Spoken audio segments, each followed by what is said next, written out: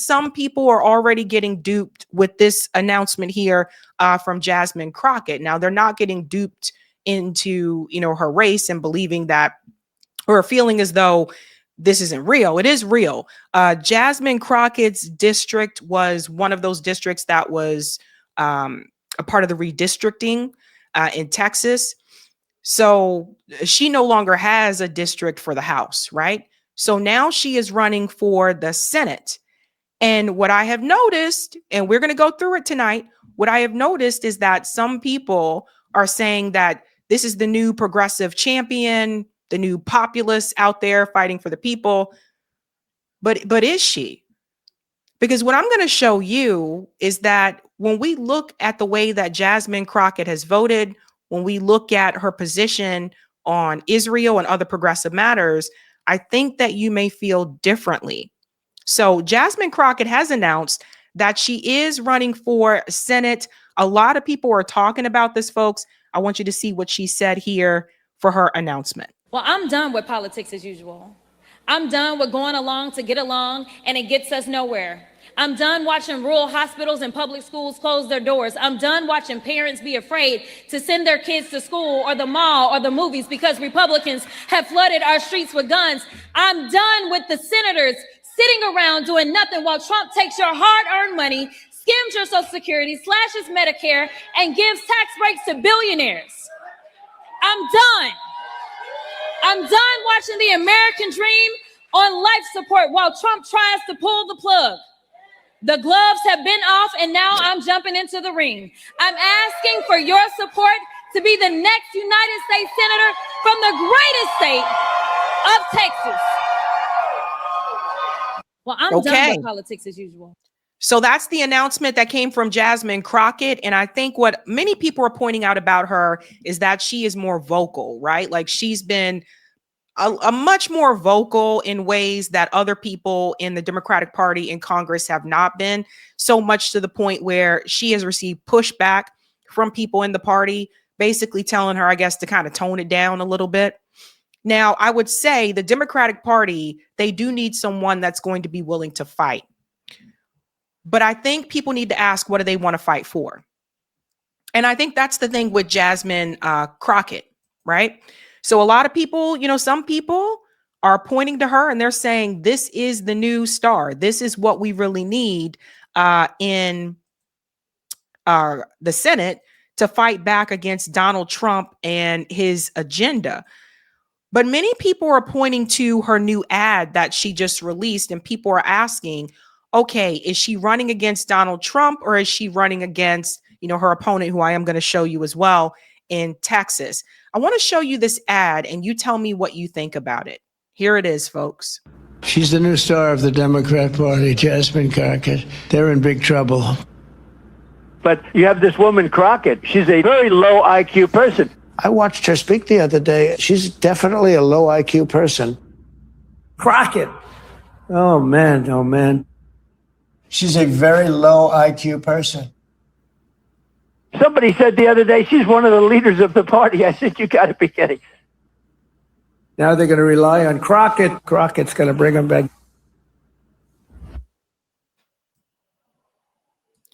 So that's her ad.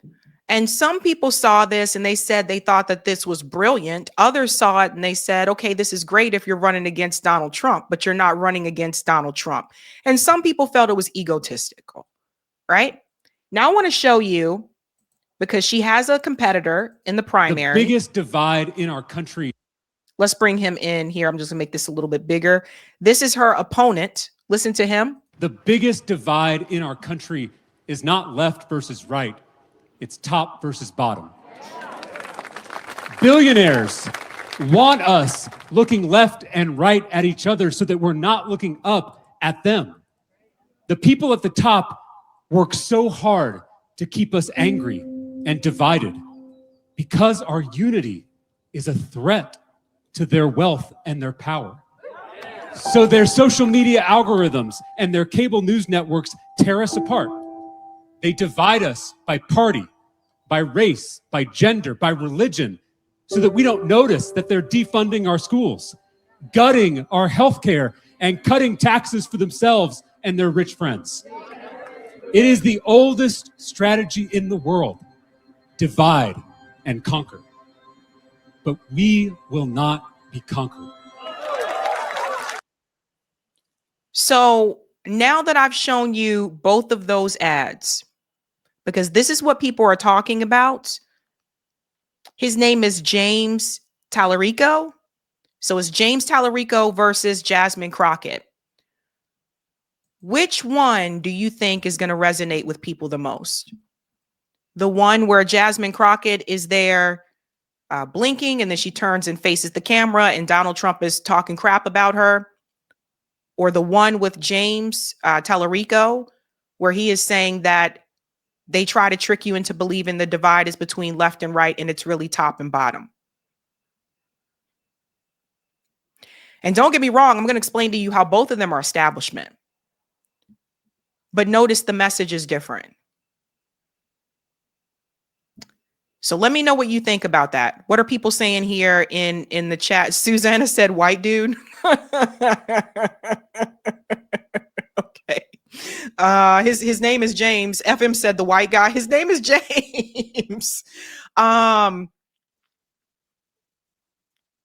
Everyone said, okay, everyone is saying like it's obvious which message is going to resonate with people the most. So here's the thing. He put out another video where he said that he doesn't want to attack her. So listen to this. Hey, Team Talarico, I just wanted to hop on here and record a quick video for y'all. Lots of news in the race today. On behalf of all of us, I want to welcome Congresswoman Crockett into the Democratic primary race. I chose to run for the honor of being your next U.S. Senator because working people deserve someone who knows how to fight and knows how to win in Washington. We always knew this was going to be hard, and I am so proud of what we've built so far. We've shattered grassroots fundraising numbers. We've built an infrastructure of 10,000 volunteers, just like all of you, who are already putting in the work to win in November. I am so proud of the community and the culture we've built here at Team Talarico. We have always maintained that we are pro our campaign, not anti anyone else's. We will make the case for why we are best positioned to win this race in November and take power back for working people. But we will always treat Congresswoman Crockett with the utmost respect. She is my colleague and she is a leader in our state. She deserves nothing less. So now is the time. Please sign up to Phone Bank, send texts, learn how to host block walks. Let's go win this thing. So that's James. He said he's not going to do meaningful attack ads against her. So that's who she's running against in the Democratic primary. And people are asking, well, is she going to win the primary? I don't know. She might, she may not. But at the end of the day, both of them, whoever wins, is going to have to face the general election. Now, Texas, I know some areas of Texas are blue, more so like the cities like Houston, Austin, but for some reason, people like Ted Cruz continue to win, right? So ultimately, people are saying, well, at the end of the day, the Republican is probably going to win. But we'll have to see. But when it comes to progressive and populist, and I see some people already starting to call it out, like Ryan Grimm is calling it out. Some people think that because Jasmine Crockett is very vocal, that she agrees with a lot of these progressive policies. And that's actually not the case. In fact, when it comes to foreign policy, I want to show you how Jasmine Crockett has voted. There have been organization called Lobbying for Palestinian Rights. They have been tracking her record. They gave her an F for how she votes in Congress when it applies to Israel. And so they broke this down by voting record, letters signed, co-sponsorship statements, and they gave her a total score of 28%. That's why they gave her an F. So I just don't want people to be fooled. I don't want you guys to be duped, right? So the de-escalation letter, she signed on to that. Urging bilateral ceasefire, she did not sign. The settler violence letter, she signed on to that. Statements, a statement condemning Rashida Tlaib saying from the river to the sea, she didn't sign on. Has called for a ceasefire? No. When it comes to legislation, standing with Israel as it defends itself against barbaric war launched by Hamas and other terrorists, she voted yes. HR 340, Hamas International Financing Prevention Act, she voted yes. Condemning the support of Hamas, Hezbollah, and other terrorist organizations at institutions of higher education, which may lead to the creation of a hostile environment for Jewish students, faculty, and staff, she voted yes. Legislation introduced but not voted on, calling for an immediate de-escalation and ceasefire in Israel and occupied Palestine, she did not sponsor that. Israel weapons sale, JRD, she also is not sponsoring that. So see, this is why I say it's important to look at, the records, and you can see other things here as well. The amendment banning funds to colleges with events that violate the IHRA definition of anti-Semitism, nay. Calling on Hamas to immediately release the hostages, yes. Affirming Israel's right to exist and denying that right is anti-Semitism, she said yes. Declaring that only Hamas unconditional surrender can save civilian lives, she said yes. So when you look at her voting record, 99.9% of the time she voted along with Israel and what they want. So I don't want people to be duped, because I've already seen like leftists on social media saying, yay, she's the progressive fighter that we need, when they're not looking at the way that she votes. And I don't think they're looking at her funding either. I would say that Jasmine Crockett is a standard corporate Democrat who happens to speak up more often than others. Listen to what she said here during an interview about Israel. Zed Jelani said, but at least Jasmine Crockett must be progressive, right? Here she says it would be one of the scariest things to stop giving taxpayer funding to Israel. Listen to this. So this was an interview that Jasmine Crockett was a part of. Listen to what she said here. Tired of us sending money to Israel. I understand. I also think that if people are going to vote as it relates to foreign affairs, which typically is not how people vote. People typically vote based on how are the gas prices treating me right now? How are my housing costs treating me right now? What's my job situation looking like? Those are the things that typically drive our elections and how people decide how they're going to vote.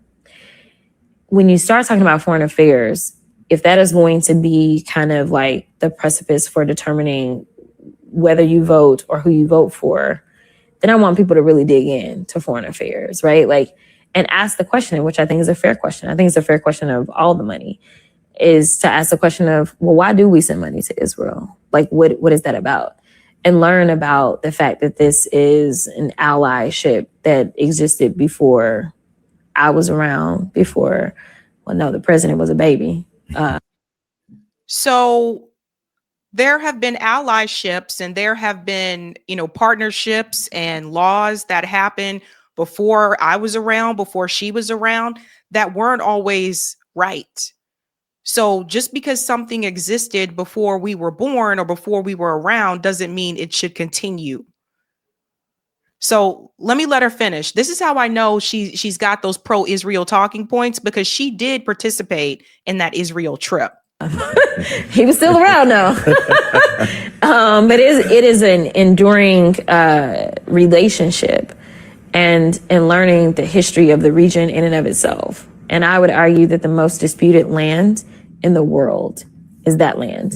And it goes beyond the Palestinians and the Israelis, but I mean, you can go back to the Romans. So one of the scariest things for me, if I'm being like 1,000 right now, which my team will beat me up about this later, but if I'm being 1,000 about this, when you think about, and because of the conversations that I've had, if the United States says we will throw away our 75 plus year relationship with Israel because we don't like their leader, then if we end up with Trump, we set a precedent for all these other allies to throw us away. Because I have heard from other ally nations that they don't fucking like Trump, right? So we should continue to have an allyship with a state that is committing genocide against a group of people because other allies may turn away from us because they don't like Trump. I'm really confused here. Like this is really not a good look. And this is what I've been warning people about with Jasmine Crockett, because I already see people who are progressive and leftist cheering her on, and they're not telling people who Jasmine Crockett really is. I saw this happen with John Fetterman, and I tried to sound the alarm back then. Now, I didn't have as many subscribers back then, so a lot of people didn't see that video. But I warned people when John Fetterman was running for the Senate that he was pro-Israel. I warned people that I showed interviews where John Fetterman said during the interview that he was not progressive. Yet all these podcasters told people that he was, and he was clearly in interviews telling people that he wasn't. He was clearly in interviews telling people that he would support Israel at all costs. He did not show any sympathy for the Palestinian people. I sounded that alarm, and a lot of people came after me on social media because I was trying to warn people about John Fetterman. And now I'm trying to warn you about Jasmine Crockett. And I just hope people pay attention, because just because someone is, I guess, willing to stand up to the supposed opposition, right? Just because someone stands up to Donald Trump, just because they stand up to Marjorie Taylor Greene, okay, that's easy. That's the minimum. Obviously, if you're a Democrat, you're supposed to stand up against the Republican Party. If you're a Republican, you're supposed to stand up against the Democratic Party. That's the bar is like here. What people need to pay attention to is, are they willing to stand up against power? Are they willing to call out the leaders in their party when they're complicit in a genocide, or are they going to go along with it? And these are the things that people have to pay attention to.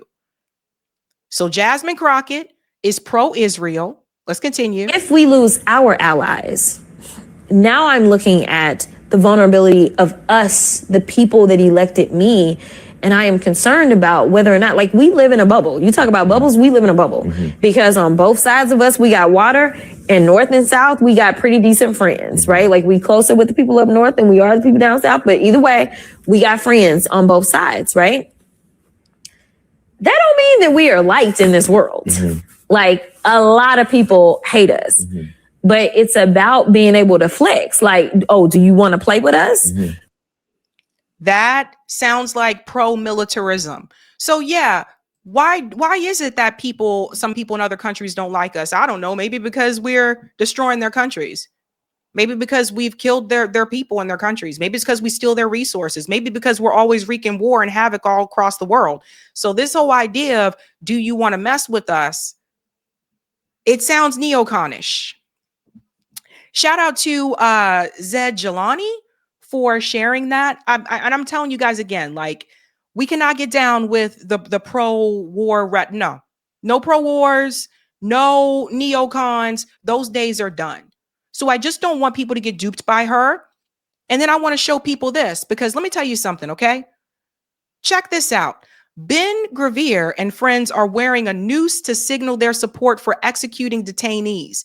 Clearly designed to look like a yellow hostage ribbon at first glance, the heritage minister, Amachi, on the right, who oversees the ethnic cleansing of Sebastia.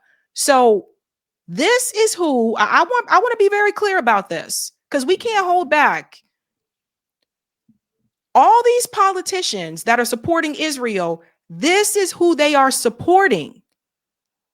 And so my message here, especially to the Congressional Black Caucus, the CBC, the Congressional Black Caucus, that is very pro-Israel and prioritizes Israel above the needs for the Black communities here that they represent. They are very pro-Israel. This is who you're siding with. The administration that's wearing this pin that's a noose. So we got the word rhymes with spoons. We have some spoons in Congress. We have some spoons in Congress that are going along with different forms of supremacy and disguising it under religion and saying we have an allyship with them because we have a shared interest. I don't have a shared interest that is this. So everybody remember this. When you hear all the other, especially the black politicians say that they have undying support for Israel. And Jasmine Crockett is pro-Israel. When we go on to see here, shout out to Ryan Grimm is even calling it out. People are noticing. Ryan Grimm said Jasmine Crockett also said this while campaigning and has proceeded to take much more corporate PAC money than her opponent had. She's a corporate Democrat. I'm not going to let people sell her as a grassroots populist candidate when she's not. I saw people do this with John Fetterman. It was a lie. It's a lie that Jasmine Crockett is this populist grassroots candidate. She's not. And this is what Ryan Grimm is talking about. She shared this special interest and PAC money accepted by the opposition over 191,000. Jasmine Crockett, 0. That was back in 2020. But to Ryan's point, she went on to take more corporate PAC money than the opposition that she was running against. So I'm not letting my viewers get duped. Because I see a lot of people falling for her. And I'm like, wait a minute now. Do you know who this person really is? Karthik called it out. Jasmine Crockett waded into the NYC mayor election against NYC DSA and put her thumb on the scale against Zoran. New Yorkers and NYC DSAers should return the favor in Texas. So that's what Karthik is saying there. She endorsed Adrienne Adams. She's a corporate Dem. I don't know why people try to make her out to be this progressive, because she's not. Let me pull up the video here from Blakely, because I think Blakely summed it up very well. Because Blakely's not falling for the BS. Let's go ahead and bring this in here. You know what really bothers me about Congresswoman Jasmine Crockett running for Senate in Texas is not the fact that she ran this really embarrassing, incredibly narcissistic ad that basically is just about herself, or the fact that Texas very much is still a red state, so it's unlikely that a Democrat is going to win for the Senate there. What actually really bothers me about it is how willing progressives are, my fellow people on the left, to quickly abandon everything you claim to stand for just because you like someone's personality. I saw this article and I was like, is this a fucking joke? Jasmine Crockett's bid for the Senate is the latest sign of a Tea Party style revolt for progressives? Yeah, you can't call it a Tea Party revolt and then run like a standard corporate Democrat pretending it's an insurgency. Democrats literally do this every fucking cycle. Stop falling for it, because voters are angry. Every time you lie to them and con them, you lose more permanently. Proving what. Yes, that part there is so important, right? Like every time you try to con the voters, you end up losing them. This happens. We saw it happen with John Fetterman. You see it happening also right now with Donald Trump.